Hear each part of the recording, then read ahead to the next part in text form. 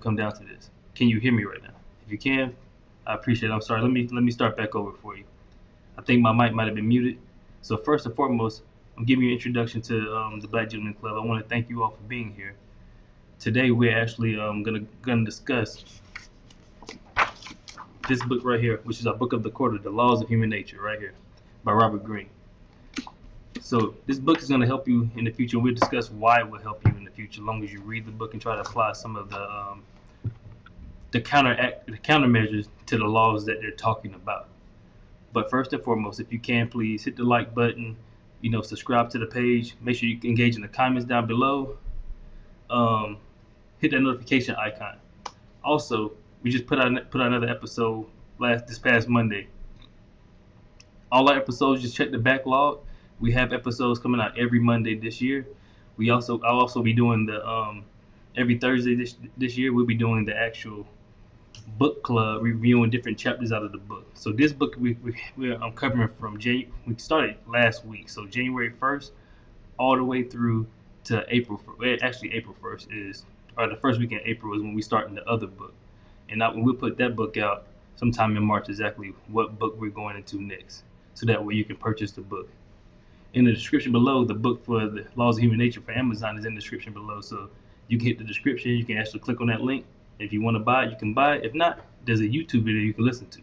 So you don't always have to buy it. You can listen to it on YouTube as well. So, like I said earlier, that you didn't hear me. So the Law of Irrationality, he's talking about this law, and it's really based on the fact that he said that's the first law due to the fact that that's our natural state as humans. We tend to drive our emotions. Our emotions tend to drive our actions, which then leads to long-term consequences. Consequences is not always a bad thing. Consequences could be positive and negative. It's just everything has a reaction to it, right? It's just when. And that's one of the things that I annotated down was, for every action there's a reaction. However, but when. So we're gonna go ahead and dive into the book a little bit. I'm going to read you an excerpt out of this book. He defines rationality first. So I'm going to go ahead and define rationality by his terms. And then if you agree, so be it. If you don't, understandable. So rationality is the ability to counteract these emotional effects, to think instead of react, to open your mind to what is really happening as opposed to what you are feeling. It does not come naturally. It is motivated. But in doing so, we realize our greatest potential. So that is the abstract that's before the actual page, before the chapter. But what happens is that in the first chapter he used the philosopher and the once Athenian leader Pericles, who ushered in the golden age for Athens, right? So if anybody don't know about Pericles' background, Pericles was also a soldier prior to. He came from a wealthy family. However, his claim to fame was how he used his mind and thought about things all the way through to then also say, hey, you know what? All these guys are being war hawks trying to satisfy the wealthy population. I want to satisfy and help those who are less fortunate, because those people are growing in number than the people that have more wealth right now. And if I can get these guys to vote for me, I can get into office and I can still continue to add value and bring in things in Athens that can increase our wealth. His whole thing was about increasing the wealth of Athens as well as their notoriety, right?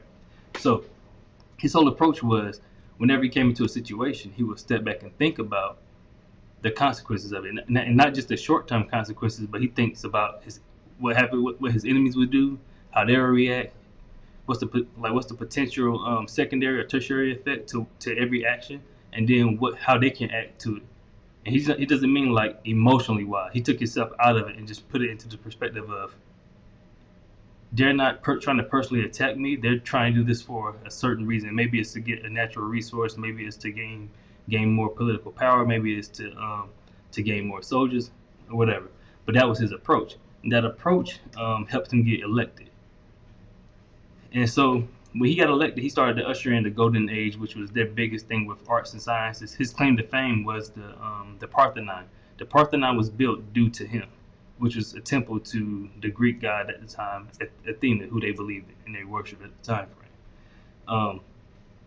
But as he got older in age, he was no longer really battling like that. He used more of his mind, like he always is as a kid, to get to like kind of manipulate or to think further ahead, so that way he can make a wise decision. So it's come a time where Sparta begins to, like I said, to get their armies together to try to say, hey, look, Athens, we want your land, we want some of your wealth, we want you all to be under our rule. So Athens went over there and pretty much tried to intimidate them, saying that we will go to war if you do not accommodate accommodate our obligations or our requests. Pericles, being Pericles, gather all the people together, discuss. You had the war hawks, who were ones that always wanted to go to war for money, for whatever else the case may be, to try to appease everybody's ego because they felt disrespected that these people would come over here and say such a thing. Once again, the ego gets into the way. So Pericles is like, nah, we shouldn't do that. We should just pretty much use our navy or bring all the people inside the city in city walls so they can just rampage outside the city walls, because we still have trading port access since they had access to the water, right? Smart idea, but it also had a secondary effect. So he didn't think about a plague happening. A plague happening similar to COVID kind of happened, to where it spread throughout the land that was inside the walls, right? So majority of those people wound up getting sick, and so did he, and he wound up dying. His death, when he died, the Warhawks decided to now step in and say, you see, everything he's saying didn't work because Sparta was not giving up like he said Sparta would, because they would lose resources. Instead, Sparta got bolder and started adding more resources to the fight. So the Warhawks decided to fight fire with fire, which ultimately failed because Sparta then had to wind up agreeing to the terms of, Athens had to wind up agreeing to the terms of Sparta at the time frame, and Sparta didn't have favorable terms for Athens, so they lost a lot of their wealth. The sciences and art started to deteriorate. It was more of a farm for their army, pretty much. So you have one side, if you look at that picture of somebody thinking rationally, and that can make moves to pivot and to adjust, while you have another side that's really going off of emotions and saying, I feel disrespected. I feel like this. I want to do this. I want to do this because I feel like this. Well, that leads to some of the keys, or some of the like I said, some of the keys that he laid out. But so the keys of human nature that he laid out, this one excerpt really kind of stood out, and I'm going to read it to you all. So he said, whenever anything goes wrong in our life, we naturally seek an explanation. To not find some cause for why our plans went awry, or why we face sudden resistance to our ideas, would be deeply disturbing to us and intensify our pain. But in looking for a cause, our mind tends to revolve around the same types of explanations. Someone or some group sabotaged me. Perhaps out of dislike, large antagonistic forces out there, such as the government or social conventions, hindered me. I received bad advice, or information was kept from me, which a lot of us feel like that at times, right? And then it says, finally, if worse comes to worse, it was all bad luck and unfortunate circumstances. And he said these explanations typically emphasize the feeling, pretty much your helplessness. You feel like you're helpless because you're thinking the person is trying to attack you, when sometimes it's a deeper issue, and it's not always the person that's coming at you and speaking to you. It could be something that was deeper and rooted before you even met that person. It could have been from your childhood. So he kind of gives you 3 steps, and even though it's 3 steps, he goes in depth about each step, right? So the first step is about recognizing our biases. Like I told one of my friends, even before we get into that, marketers typically use, or business in general who has marketing departments typically use, how can I say, they use your emotions to make you act or to buy something. Because if you feel a certain way, if it's a good feeling, you're gonna attach that feeling of pleasure to it, and then you will still want to repeat that pleasure, which builds upon your endorphins. Your endorphins are a chemical compound that releases out your body to make you feel like you have in your euphoric state, and that euphoric state gets you addicted. The same way candy make you feel, the same way drugs will make you feel. They can make you feel that about a certain event. Like when you hear Christmas music, you think about gift giving, love, you're thinking about time with the family. It's a signal. So the same way that you have compulsive buying habits come from irrational thoughts, because compulsiveness is an irrational behavior. That buying of you going to, because you have the money right now, you feel like, well, I got it, so let me go get it. That's the irrational mindset. That's a compulsive nature, which can lead down in the long run to a more negative consequence. Like, you're not having enough money to put gas in your car, or you don't have enough money to pay for your light bill because you went clubbing, throwing out $1,000, spent popping bottles trying to impress people in the club. So you can feel good and feel like you're the man, and then you go home and feel like you're not the man because you was faking something that you wasn't. So that's why mastering yourself or mastering your emotions can be one of the best beneficial things. And matter of fact, one of our fellow men on here, Loki, he said it best too right there. The ego has been the downfall of many great men.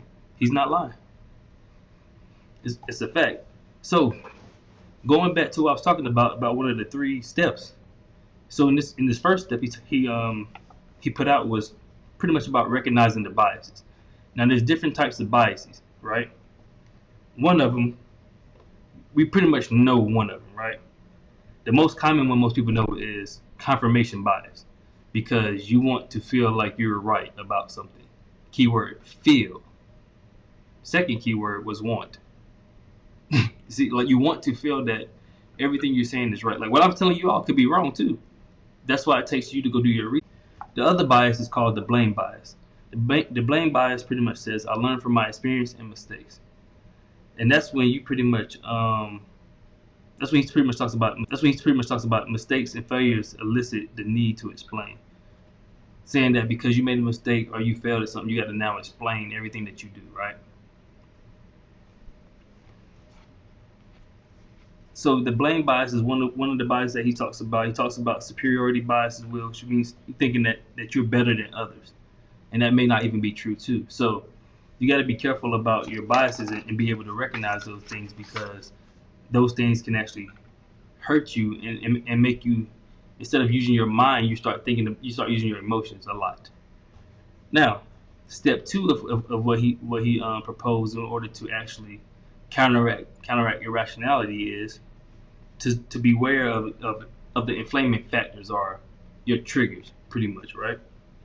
So everybody has trigger points. Everybody has different experiences in their life to where they've been through, how can I say it, more of like childhood trauma. You may have had different situations that you may have been in, whether it's through deployments, through firings, interactions at your job, with your boss. If it's like anything, because we all are human, so we all we don't have similar experiences, but we all have something close that we can relate to each other with. Now, with that piece, which with one point was he talks about trigger points from early childhood, right? So in early childhood, we are at our most sensitive and vulnerable, because you're looking at everybody for love, you're looking for guidance, you're looking for acceptance, all types of things. Your first interaction with really the world, for the most part, until you go into school and things like that. But even then, when you go into school, that still can be a part of that childhood trauma, because now you're looking at what your peers think of you, and you start doing things because you want to feel accepted, because you want to be loved, because you want to do this and that. So identifying those trigger points are very critical when it comes down to like understanding how to counteract irrationality, because it's a deeper issue than just what somebody said. Like, for example, just use my wife for example. It's not a true story, but just gonna say it because my wife. Just so if it was my wife and my wife came to me and was like, hey, do you think I'm beautiful? To me, that's a loaded question, because I'm like, yes, you are beautiful. But if I don't say anything and I say, you always been beautiful, she was like, so, but what happens to me? That's not what I asked you. I asked you, do you think I'm beautiful? She's talking about today. And why she's asking me that is a deeper reason why she asked me that. Maybe because she's wanting acceptance, she wanting affirmation, things like that. That's deeper than me, but it's unsolved issues from childhood or previous to me that maybe she has to work on. I'm not saying that's what my wife is going through. It's just an example. Other example could be, he said that one of them is sudden gains or losses, right? Let's say you came into a bunch of money. Come to a bunch of money, then all of a sudden, bam, you lose it. or somebody that you lost that's really dear to you. The way that felt, it sticks with you, which can cause pretty much a traumatic event. So that type of traumatic event or some traumatic pleasure could have issues with you when it comes down to how you act with certain things. Because you get money, now you don't know how to handle it, right? If you never had it either, you don't know how to handle it, because until you get it and then you lose it and then you get it again, you truly don't understand the value. And after a while, you begin to understand, okay, this money that I'm getting, I need to stop spending it as such. I can't do X, Y, and Z. But like a lot of times, you don't get tired of doing something until you get really sick and frustrated of going through the same pattern over and over again. So setting gains or losses is one way that you get one trigger point that you got to recognize. Is it an issue from something in the past? Hopefully y'all can still see me. My internet is going in and out. I don't know what's going on up here, but my internet in my area is going in and out. It's been happening like that all day today. I apologize if the feed keeps cutting in and out. My apologies. The other one is about pretty much rising pressure, right? So that's another trigger point, is rising pressure. And what he means by that is that the feeling to want to succeed, right? Or that there's a lot of weight on your shoulder. If you're a newlywed, or if you're actually now in a relationship and you never seen what it is to be a husband, what it is to be a spouse, what it is to be a father, what it is to be an uncle. You never really seen good depiction of these things, or whatever the job may be. You have pressure on you now that's building up. And when you don't meet those expectations in your mind, or to what you think the person wants you to meet, then you begin to start to break down. And like I like to say, a lot of times you have a breaking point. Either you can break through or you can break down. The choice is up to you, but I think the breakdown part happens typically because of irrationality, versus the breakthrough happens because of rationality, when you tend to step back and think of, this is not about me, it's something deeper than me. Maybe it's an issue that I dealt with before, maybe it's something that's currently going on now. The other one is about inflaming individuals. He said inflaming individuals pretty much are people that they know how to press your buttons, right? Like, it could be your spouse, it could be your mom, it could be your brother, it could be your sister, anybody that you're really, really close with, that you have a lot of respect for. They know your pressure points, right? So, and there's some people you just can't stand because of their character, because the way they carry themselves, the way they handle certain things, because they may be very impulsive, they may be very disrespectful, they may be narcissistic, they may be just egotistical in general. So these people tend to like trigger you because there's something that you cannot stand. Like me, I can't stand disrespect. If I feel disrespected, I'm gonna really feel some type of way to where I want to react. But a lot of times I have to stop myself, because you just can't react. You can't react in that manner, in a negative manner, just because somebody made you feel a certain way. So a lot of times I have to kind of like grip it in, think about it. Maybe it's not me. Maybe it's something going on with them that make them feel that way, and it's deeper than me. And they just saw me, and they think that I remind them of something that they've been through, and they're trying to take it out on me. So that's how I rationalize it. Doesn't mean it's right. That's just how I rationalize it. But be careful of individuals like that, right? And then think about the group effect. The group effect is another one where it's kind of like the group bias, but it's a higher tier, because now it's kind of like the herd mentality, right? If anybody ever heard of herd mentality, for example, like when we had the COVID vaccine, a lot of people didn't want to get the vaccine because they heard of people dying from it, X, Y, and Z, so people didn't get it. You have people who did get it because either it was mandatory, or they were like, well, I don't want to get my family member sick, so I'd rather make sure that I take precautions, because what's the difference between that and the flu? Because I get it already anyway. I get the shot already. So you have herd mentalities on both sides. So just be careful of the group effect, because you can wind up, you think you're leaving one group, but you're going to a whole nother group. So you just got to be able to understand where you're at the time frame. Now, he goes into step 3. Step 3 is one of the ones where you actually put things into motion, right? So step 3 talks about the strategy towards bringing out the rational self. And he lists a few. But before that, he said, despite our pronounced irrational tendencies, 2 factors should give us all hope. First and foremost, it's the existence throughout history and in cultures of people of high rationality the types who have made progress possible. They serve as ideals for all of us to aim for. These include like Pericles, Asaska, Marcus Aurelius. People like that are like very stoic, like Leonardo da Vinci. People that are very stoic, Abraham Lincoln, that can sit back, think about something before they react to something. That's really what he's talking about with that. So the first step he said within in the strategies is know yourself thoroughly. So once again, like on the podcast, we talk about all the time, self-awareness. Be able to know who you are, understand yourself, know really what you're going through, understand why you feel the way you feel, what's making you feel this way. How can you counteract those things? What can you do to change the way you're thinking, to change the way that you are acting? All right, so we back. My internet, like I said, keeps tripping. I apologize for the delays going in and out, It's getting frustrating on my end too. Thank you, Xfinity, for some messed up service right now.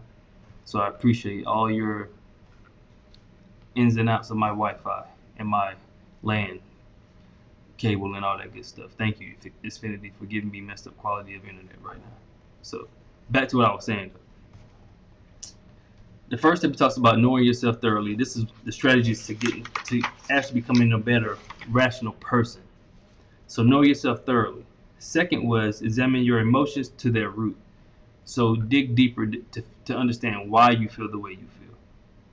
Not saying that somebody like, well, I feel this way because such and such did X, Y, and Z. But it's not about X, Y, and Z. It's something deeper than that. Because this ain't the first time that this happened. When was the first time it happened? How did that make you feel? Why did you feel that way then? And why haven't you got over it to where it still spills out whenever certain things happen? Other part he talks about is increase your reaction time. Like I said earlier, the first thing that came to my mind was when I read this whole chapter was this. It was for every action there's a reaction, which is a law of pretty much of physics, right? For every action is a reaction. But then the thing that came to my mind was, but when? When is the reaction though? That's the real question. Yes, every action is a reaction, but when is the reaction? It may be today, it may be tomorrow, it may be the next second. Maybe it's not even then. Maybe it's a year from now. Maybe it's 2 years from now. But when is the reaction? So increase your reaction time. That means he's talking about take time to step back, think about what you're doing, think about what you're about to say, think about how that made you feel, why that made you feel that way. What was the real issue? Is it a childhood issue? Is it a group issue? Is it what was the problem? Other part was accept people as facts. And I'll read what he meant by that. So he said, interactions with people are the major source of emotional turmoil. But it doesn't have to be that way. The problem is that we are continually judging people, wishing they were something that they are not. We want to change them. We want them to think and act a certain way, most often the way we think and act. And because this is not possible, because everyone is different, we are continually frustrated and upset.